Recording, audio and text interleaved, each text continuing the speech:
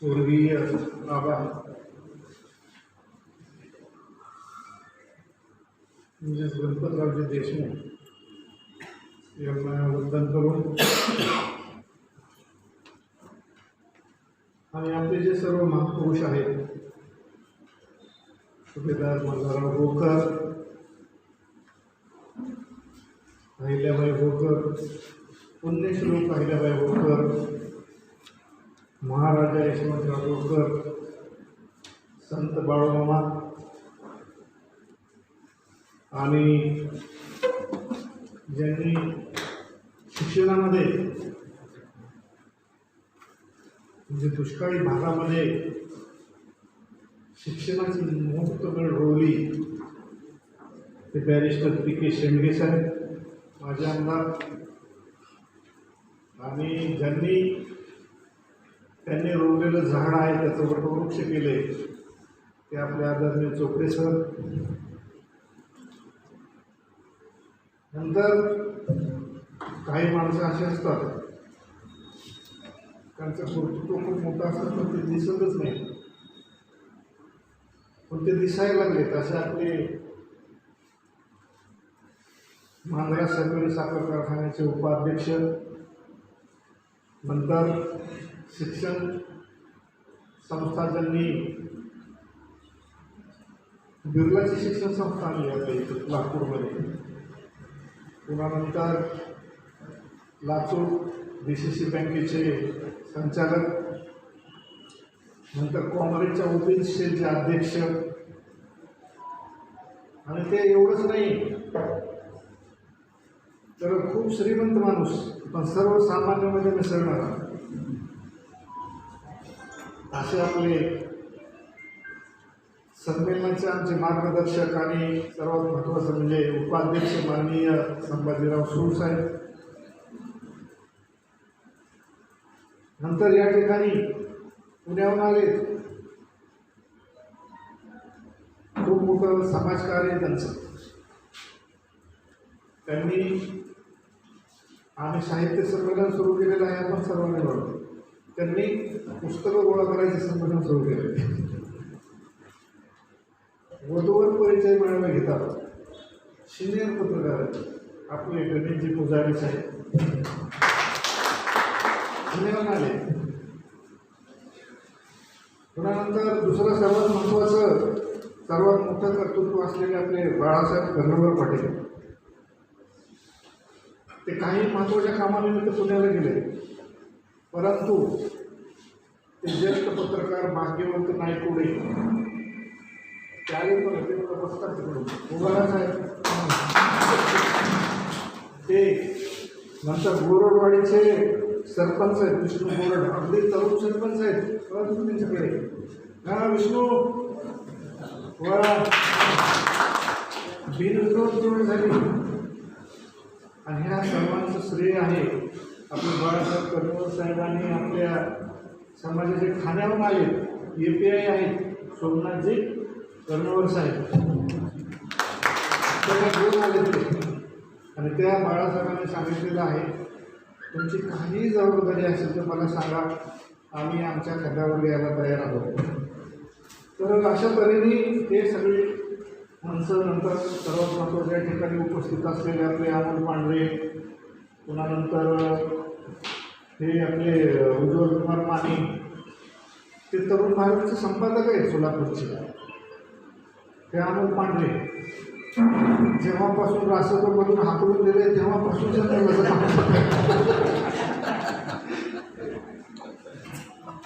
आणि सर्वात मोठे पत्रकार TV नाही, ABP माझा, बरोबर आहे, अगदी मोठमोठ्या इलेक्ट्रॉनिक मीडियाचे पत्रकार आहेत. तर अशा तऱ्हेने ही सर्व मंडळी नंतर या ठिकाणी पहिल्या दिवसापासून हजर असलेले आपले हजारे, पहिल्या दिवसापासून हजारे, त्यांचा अनुभव हजारेच, चंद्रकांत हजारे, ठीक आहे. नंतर आपले कृष्णा बोरगोळे, तुमच्या सांगोला तालुक्यामध्ये जर आमच्याबरोबर पहिल्यापासून कोण म्हणजे पंजाबवर उड्या मारत त्या बेडकासारखा चालणारा माझा एक महत्त्वाचा कार्यकर्ता म्हणजे ते कृष्णा बोरगोळे. तर ते पहिल्यांदा मला आबाकडे त्यांनी नेलं. मला म्हणे सांगोल्यात साहित्य संमेलन घ्यायचं ते आबापुढे त्यांनी मांडलं. आबा म्हणाले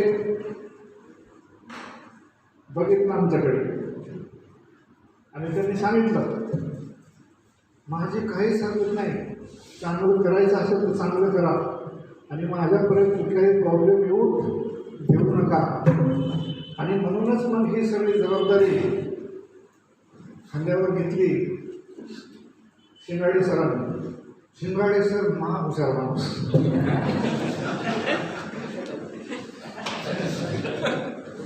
चंद्रकांतचे मगा म्हणले, देशमुख साहेब म्हणले, इथं म्हणले चांगली टोळी म्हणे.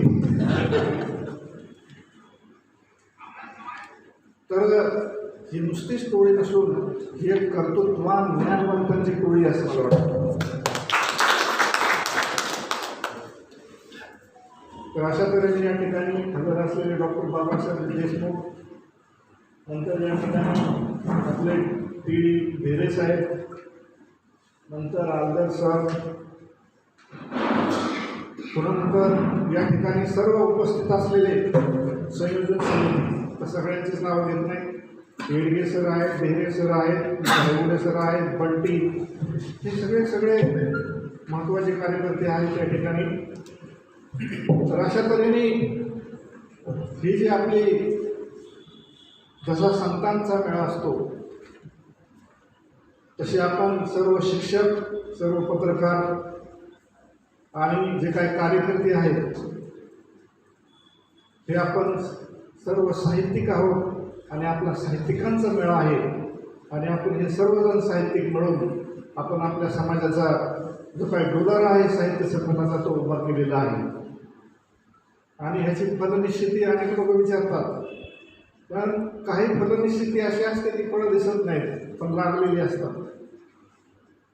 तो की नाही, तुम्ही ह्याच्यातले बरेच लोक राजकारणामध्ये खेळणारी लोक आहेत. आता मला काही राजकारण येत नाही आणि मला वाटतं सगळ्यात जास्त मुत्सद्दी राजकारणी सांगोल्यामध्येच आहेत. कारण जोक नाही 50-55 वर्ष एक पद स्वतःकडे टिकून ठेवायचं आणि ते नुसत्याच एका माणसामुळे शक्य नसतं, कारण त्या माणसाची टीम ही तशी आदर्श लागते. आणि त्याच्यामुळे मला वाटतं सुळसाहेब कधी कधी हा सांगोला पॅटर्न महाराष्ट्रातच राबवावा आणि त्याची जबाबदारी मी सांगोल्यावरतीच द्यावी. आणि असं होऊ शकतं देशमुख साहेब, काही अवघड नसतंय. प्रत्येक गोष्ट होते, फक्त करणारा पाहिजे. कारण प्रत्येक गोष्ट माणसानेच तयार केलेली आहे, ती मोडणारी माणूसच असतोय. त्याच्यामुळं साहित्य संमेलनामध्ये ही जी काही पत्रिका तयार केलेली आहे त्याच्यावरती सुरसाने बोलले, चोपडे सर बोलले, पुन्हा नंतर येडगे सरांनी तर सगळं जाहीरच करून टाकलं शिंगाडे सरांच्या मार्फत. तर अशा तऱ्हेने ही जी काही आपण खांद्यावर जबाबदारी घेतलेली आहे ती अगदी उत्कृष्टपणे पार पडणार, याच्यामध्ये कोणत्याही प्रकारची शंका नाही. तर सर्वात महत्त्वाचं हे जे काही संमेलन आहे थोडक्यामध्ये मी सांगतो. तर पहिल्या संमेलनामध्ये म्हणजे घेण्यासाठी आम्हाला खूप त्रास झाला. कोणीच मदत नाही केली, कसलीच मदत केली. सोलापूर जिल्ह्यामध्ये सगळे विरोधामध्येच होते. पण तरीही अमोल पांढरे वाजवायला होता, तो कृष्णा बुंबुले झेंडा दाखवायला होता, मी नाचायला होतो. असं त्या डोंबरेच्या खेळासारखं आम्ही पूर्ण राज्यभर फिरलो. पण नंतर ह्या संमेलनाच्या माध्यमातून आम्ही ठरवलं होतं जे काही आपल्या महाराष्ट्रामध्ये हिरे आहेत ते सगळे हिरे शोधायचे आणि आपल्या लोकांना दाखवायचे की धनगर समाजसुद्धा हिऱ्यांची खाण आहे. धनगर समाजाचा इतिहास नुसताच इतिहास नाही आहे, तर धनगर समाजाने नुसताच इतिहास घडवलेला नाही, तर ह्या ज्या काय सगळ्या जगाच्या उत्पत्तीचे, जगाच्या संस्कृतीचे, जगाच्या साहित्याचे, जगाच्या सर्व भाषांचे जे काही उद्गाती आहेत, निर्माती आहेत, ते फक्त धनगर समाज आहे. हे आम्ही दाखवण्याचा प्रयत्न केलेला आहे, म्हणजे आपण सर्वांनी आता करायचं आहे. नंतर धनगर समाजामध्ये आम्ही जे काय 2.5 कोटी धनगर आहेत 2 सव्वा 2 कोटी आम्ही 2.5 कोटी जाहीर केले. नंतर दुसरं सर्वात महत्त्वाचं, धनगर आदिवासीच आहे हे सुद्धा ठणकावून सांगितलं. पण त्याच्यामुळं 1000 कोटी आदिवासीच्या ज्या सवलती आहेत 1000 कोटीच्या त्या धनगरांना लागू करतात. सांगितलं त्याचे जे सुद्धा निघालेले आहे. तुम्हाला आठवत असेल, पहिल्या विद्यापीठाच्या नामांतराची घोषणा सुद्धा आपल्या पहिल्या 7-8 जानेवारीच्या संमेलनामध्ये झाली आणि विद्यापीठाचं नामांतर पुण्यश्लोक कायद्याने उघडून झालं. पुन्हा तुम्ही हेही पाहिलं असेल की ज्यावेळेस आरक्षणाचं कोर्टामध्ये उत्तर द्यायचं होतं, आता ते निकाल आपल्या बाजूने लागेल विरोधात लागेल त्याच्याशी काही देणं नाही. आपल्यावर त्यांनी ते जबाबदारी दिली होती, आपण पार पाडली होती आणि आम्ही उद्धव साहेबांकडे गेलो. उद्धव साहेबांना घेऊन संमेलनाच्या टीममार्फत मुख्यमंत्र्यांकडे गेलो आणि त्यांनी तिथे 1000 कोटी घोषणा केली आणि ते आरक्षण द्यायला सुद्धा त्यांच्या पद्धतीने तयार होते. पण कधी कधी काय असतं, देव लागला द्यायला आणि पदर नाही घ्यायला अशी अवस्था असते. त्याच्यामुळे आपलं आरक्षण राहून गेलं आणि प्रत्येक संमेलनामध्ये आपण आम्ही आदिवासी आहोत हा ठराव मांडलेला आहे आणि शासनाला पाठवलेला आहे. आता सर्वात महत्त्वाचं, काही लोकांनी मानलं की ते ओबीसीचं आरक्षण, हो आमची शिंगाडे सरांची वगैरे चर्चा झालेली आहे आणि साहेबांनी ती जाहीर करून टाकलेलं आहे की ओबीसीच्या आरक्षणाचा जो काही एक हे आहे तो मांडून टाका. शिंगाडे सर घेऊन टाका तो मुद्दा आपल्या संमेलनामध्ये. दुसरं सर्वात महत्त्वाचं, आता प्राध्यापक कर्णवरांनी शरद कर्णवरांनी मांडलेलं आहे. शरदजी ते म्हणजे गोळेकर वगैरे ते गावावर बघायचं. तर आपल्यामध्ये तो ठराव मांडून टाकू आपण, काही हरकत नाही. तुमचं ठरावामध्ये आम्ही घेऊ की ज्याप्रमाणे इतर आत्महत्या केलेल्या चळवळीतील लोकांना भरपाई देण्यात आली, त्याप्रमाणे धनगर समाजाच्या जे काही चळवळीमध्ये शहीद झालेले आहेत त्यांना सुद्धा महाराष्ट्र शासनातर्फे मदत करण्यात यावी, हे ठरावामध्ये घेऊ आपण. आणि दुसरा सर्वात महत्त्वाचा मुद्दा, तर ज्यांच्यासाठी आपण या ठिकाणी संमेलन आयोजित केलं होतं ते आपले स्वर्गीय बाबासाहेब, सर्वांनी झेंडा दाखवलेला आहे. त्याच्यामुळे मी काही दांडा दाखवत नाही, बरोबर की नाही. त्याच्यामुळं माझा सुद्धा त्या झेंड्यावरती हिरवा, तुमच्या दांड्यात माझ्या दांड्यावरती तुमचा हिरवा झेंडा राहू द्या आणि आपण आजच जाहीर करूया, हे जे काही साहित्य संमेलन आहे ते स्वर्गीय गणपतरावजी देशमुख आबासाहेब यांच्या स्मरणार्थ 4थे आदिवासी धनगर साहित्य संमेलनात होईल.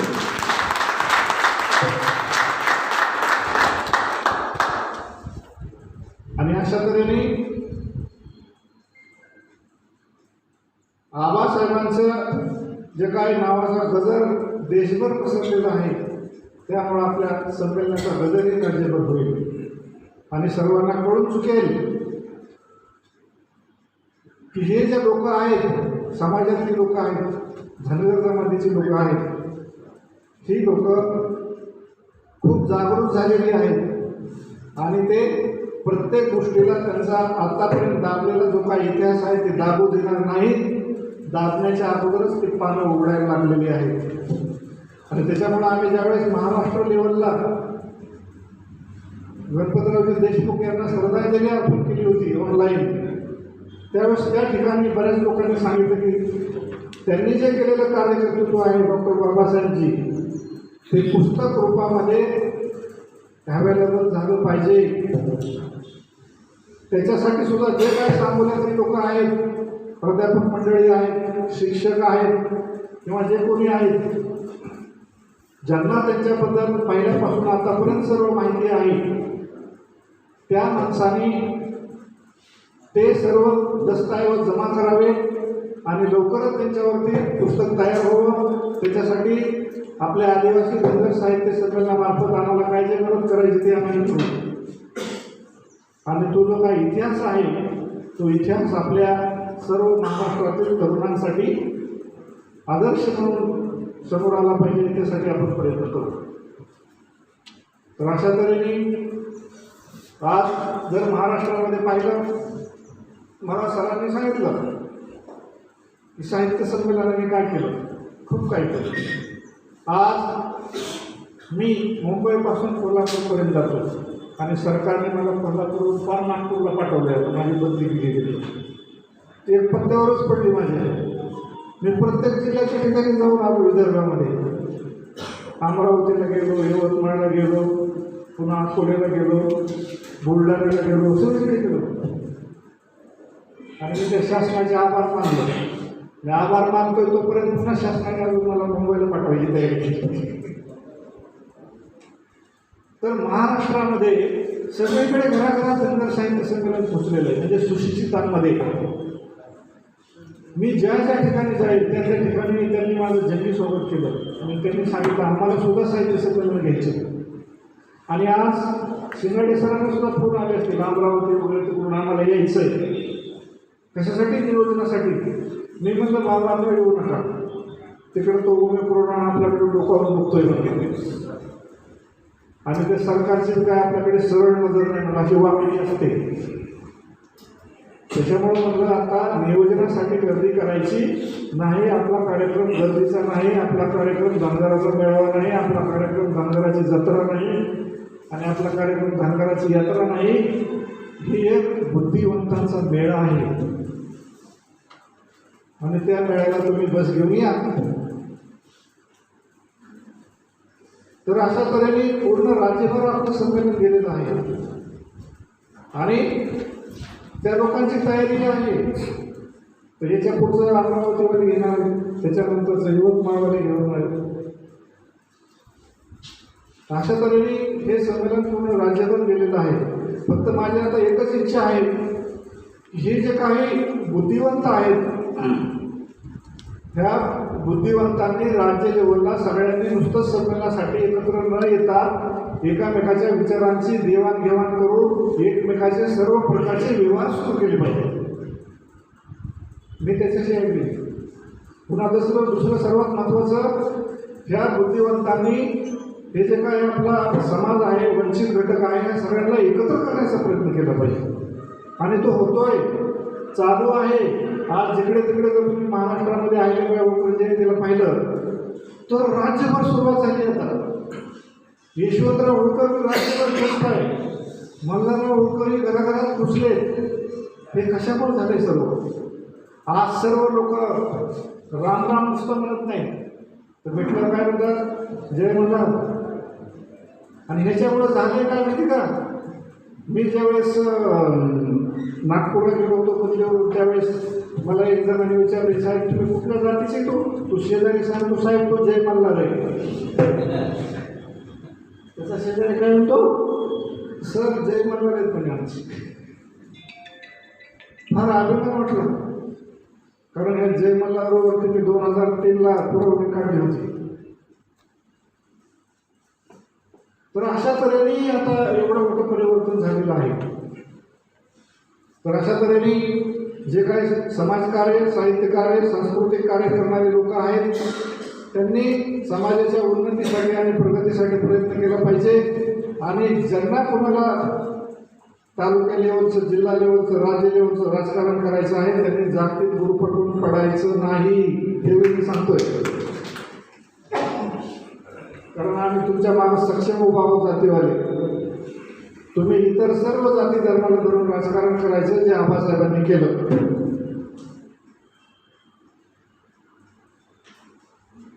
तर अशा तऱ्हेने आपल्याला कार्य करायचं आहे.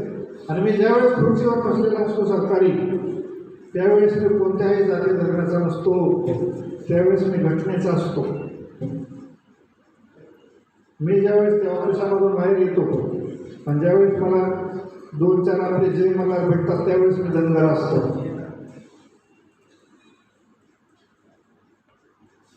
तर हे सगळं आपण पाळलं पाहिजे, हे सर्व केलं पाहिजे. आणि मी हे सगळं तुमच्याकडूनच शिकलेलं आहे. हे सगळे अनुभव मला समाजाने दिलेले आणि एवढी सगळी साहित्य संमेलन घ्यायची सहनशीलता, पेशन्स, हे सगळं समाजाने शिकवलं. आणि हे दुसरं एक असलं पाहिजे, आपल्याकडे खूप मोठे पेशन्स असले पाहिजे, म्हणजे संयम असला पाहिजे. कारण आपलं डोकं एवढं गरम असतं, कोणी काय म्हणलं की लगेच आपण लगेच असं हे होतो, भावनिक होतो आणि त्याला तडक्याने उत्तर देऊन टाकून नाही लगेच डोकं काढतो. हे लोकशाहीमध्ये नाही चालत. त्याच्यामुळे संयम खूप महत्वाचं आहे.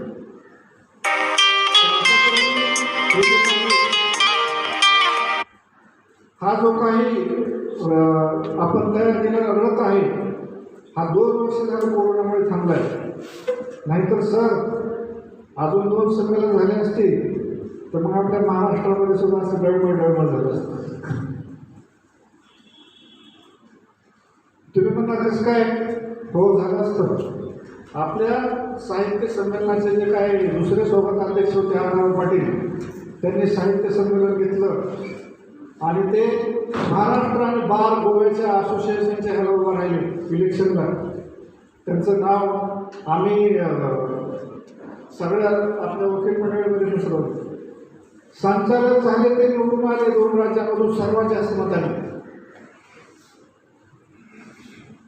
पुन्हा नंतर आपलं जे काही पुस्तक निघालं वंचित समाजाचा आवाज म्हणून, मग ते बाळासाहेब होते बहुजन आणि धनगर झाले वंचित.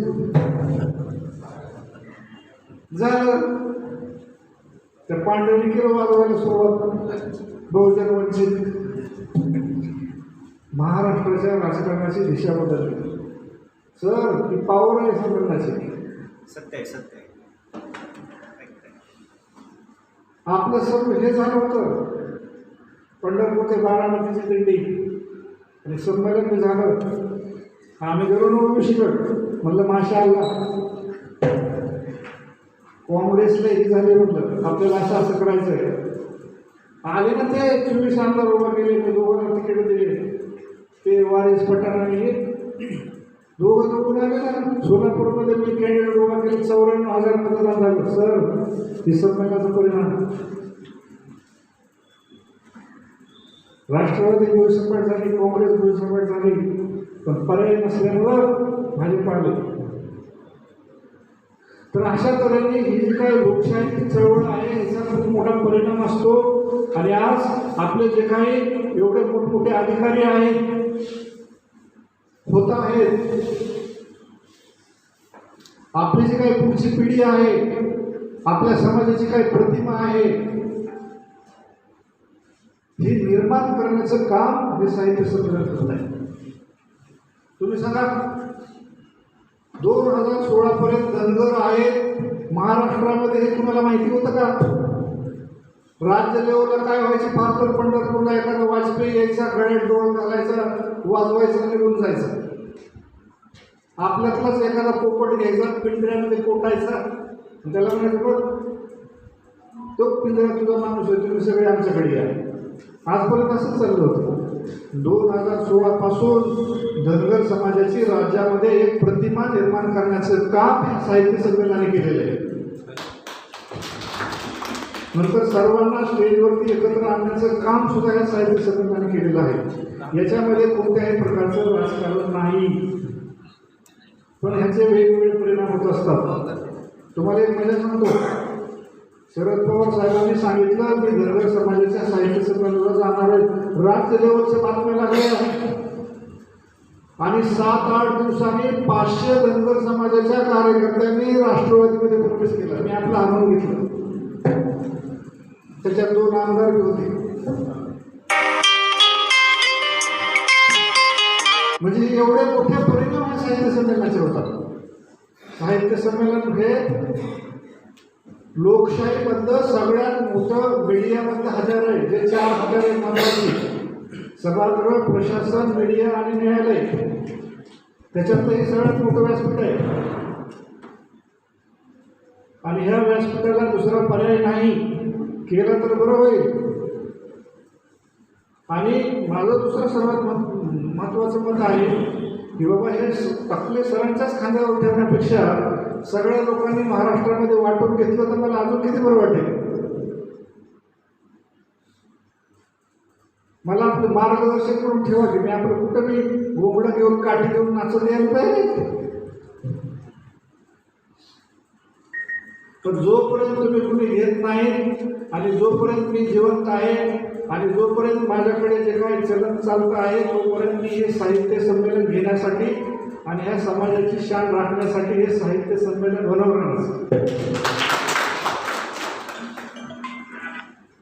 आणि हे संभाजी साहेबांसारखी माणसं माझ्याबरोबर जोपर्यंत आहेत, चोपडे सरांसारखी माणसं जोपर्यंत आहेत, कर्णवरांसारखे जोपर्यंत आहेत, शिंगाडे सरांसारखे जोपर्यंत आहेत, सांगोलाकरांसारखे जोपर्यंत आहेत, तोपर्यंत महाराष्ट्रामध्ये हा जो काही साहित्य संमेलनाचा लावलेला दिवा आहे हा विजय असं मला वाटत नाही. हा तेवढंच राहणार. आणि त्याच्यामुळं माझी सर्वांना विनंती आहे की समाजातील सर्व लोकांनी हे एक आपलं व्यासपीठ म्हणून या ठिकाणी यावं. कुणीही प्रकारची कुणीही आपल्या काय म्हणते त्याला आपल्यामध्ये काय हिवे असतील, दावे असतील. पुन्हा नंतर सगळ्यात महत्त्वाचं काय, मनावरती कधी कधी जळमटे येतात, मेंदूला कधी कधी गंज चढतो, मग स्वार्थ दिसतो, मग सगळ्यांना वाटायला का ते टक्करे बरोबर साहित्य संमेलन आणि ते शिकाडी सर त्याला साथ देतो. मग रात्री 12ला फोन करून सांगतात मग काय ते टकले संमेलन झाल्यावर कसं आहे ते बरोबर आहे, आता तुला काय कळत नाही, घेऊ नको तू संमेलन. असे लोक असतात. पण कसं आहे संमेलन एकदा घेऊन बघा म्हणावं. कारण ती म्हण आहे तिथे जावे ज्याच्या वंशात हवा कळेल. ज्याच्या वंशाला गेल्यानंतर आपल्याला आहे त्यावेळेसच कळतं की हे काय आहे ते. म्हणून अनेक वेळा आपल्या संमेलनाला पॅरलल संमेलन घेण्याचा लोकांनी प्रयत्न केला पण ते शक्य नाही हो. कारण त्याच्याकडे संयमच नसतो. कारण ते असं एक्साईट होऊन हुरळून गेलेले असतात आणि त्याच्यामुळे ते करू शकत नाही. हे लोकांचं कामच नाही. याच्यामध्ये परिपक्व लोकांचं काम आहे आणि तेच हे करू शकतात. आणि तुम्ही सगळे परिपक्व आहात. तुमच्या मनावर कुठल्याही प्रकारचा दूर साचलेले नाही, बुद्धीवरती गंज नाही. तुम्ही समाजासाठी स्वतःचं वेळ तन मन धन द्यायला तयार आहे. आणि म्हणून हे समाज जिवंत आहे महाराष्ट्रामध्ये आणि तो जिवंत राहील अशी मी आशा व्यक्त करतो. आणि मी माझे 2 शब्द संपवतो. आणि या ठिकाणी मला बोलवून सन्मान केला आणि हे जे काही एवढं मोठं महान कार्य करत आहेत त्याबद्दल मी सांगोलाकरांचं आणखी एकदा आभार मानतो. आणि मी आणखी एकदा आबासाहेबांना विनम्र अभिवादन करतो आणि मी माझं 2 शब्द संपवतो. जय अहिल्या, जय महाराज.